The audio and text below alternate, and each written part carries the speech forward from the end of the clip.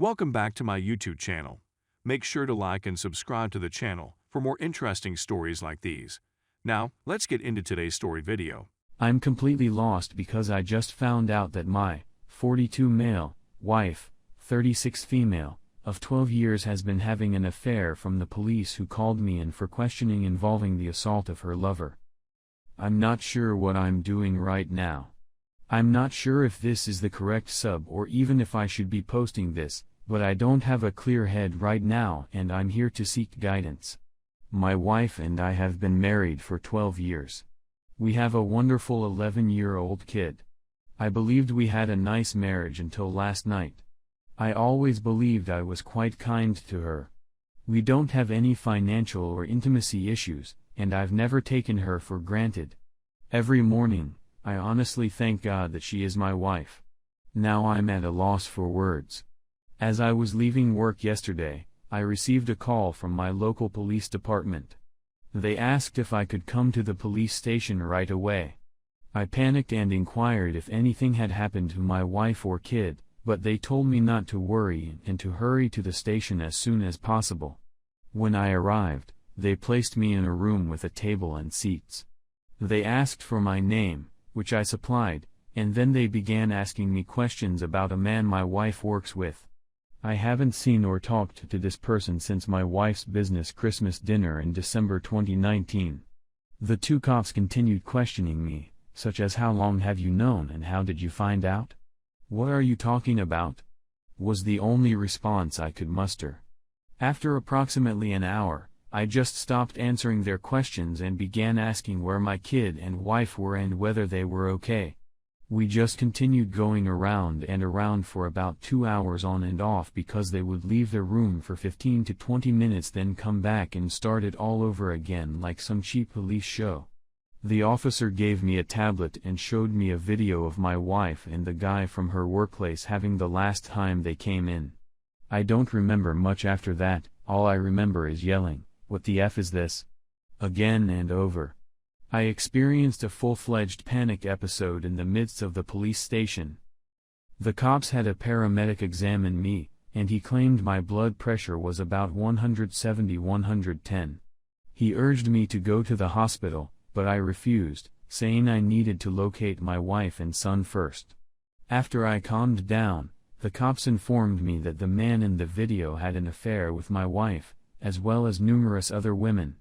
He'd been beaten, raped, and set on fire in his driveway that morning. He was still alive, but in serious condition, and no one knew whether he would survive. His wife had granted them permission to search his phone and computer, which is where they discovered the footage of my wife. They inquired where I was that morning, and I told them I was at the gym, and then I worked around 10 minutes away from my gym. At that moment, they told me I could leave, but I shouldn't remain at my home since they didn't know whether his involvement with my wife was the reason he was assaulted. They also claimed that my wife was not the only one with whom he was having an affair. That's when I went home. My kid was staying with our neighbors, so I went to pick him up and bring him home. We packed some clothing for him as well as his laptop for school. I got my rifle and we drove 45 minutes to my folks' place. I haven't heard from my wife in a long time. Her phone has been routed to voicemail. I contacted the cop who gave me his card, and he informed me that she is in the hospital with the man with whom she has been cheating. I'm lying in bed with my kid on one side and my .38 on the other.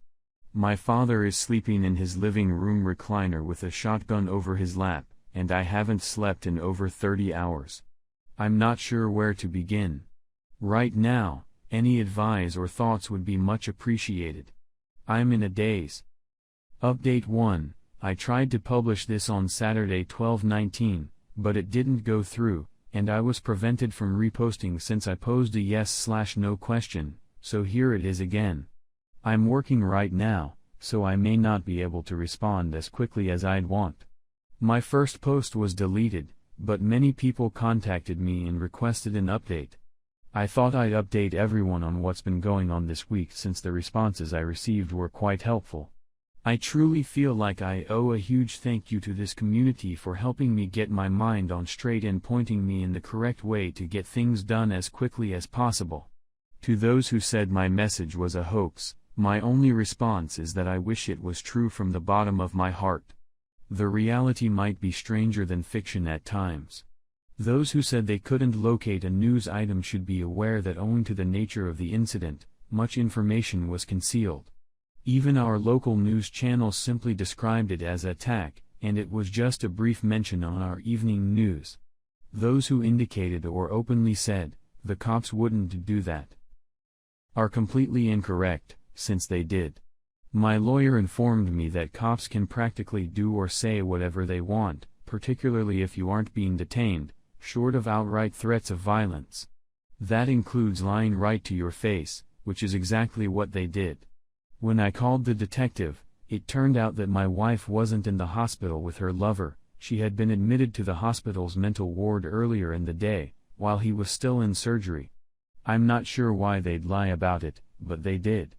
Needless to say, this experience has made me distrustful of government enforcement. When I awoke that afternoon, I called my uncle's legal partner, a family acquaintance. He arrived to my parents' home and sat down with me to discuss my alternatives. His whole legal company is now representing me in both the divorce and criminal defense proceedings.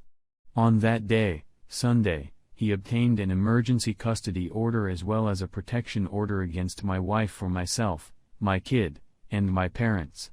Our next court appearance is in 60 days. On Monday, while she was leaving the psychiatric facility, she was served by the police. She did not take it well, according to her brother, who is a close personal friend of mine.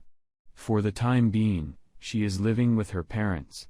I still haven't spoken to her, and she hasn't made any effort to speak to me either. Whether this is due to embarrassment, indifference, or the order of protection, I'm not sure, but I'm pleased of it.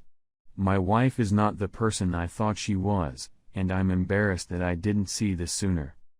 I needed to tell my kid something, so I told him the truth, age appropriate, and the first words out of his lips were, "Please don't let mother take me away." I asked him why he would say that, and he told me that my wife had been treating him very harshly while I wasn't there, and she had threatened to take him away and my son would never see me again if he told me. She has been mentally tormenting our son, and I have been oblivious to it. To be honest, it devastated me more than the video. I informed the lawyer of what my son had stated, and he utilized my son's statement, as well as her mental condition and commitment, to get immediate custody. I called his school to inquire about treatment services, and he will begin counseling after the beginning of the year. At this moment, I feel like the worst parent to ever walk the earth's surface. What about our families? Her parents contacted me on Tuesday and requested that she come see us. I was still at my parents' house at the time, and I told them they could come, but she couldn't get near us. They both agreed. They were really sorry, and her poor mother couldn't stop weeping the whole time she was with us. Her father was broken-hearted and kept referring to my wife as that girl. They both said that they believed something was wrong with her and that they did not raise her to be this way. Before they departed, we embraced and sobbed, and I promised them they would always be a part of our life no matter what happened with the divorce. According to what my kid informed me, their visit was the most difficult aspect of our whole process. So far, my attorneys have done an outstanding job. They discovered that the guy my wife was sleeping with had a lengthy criminal history.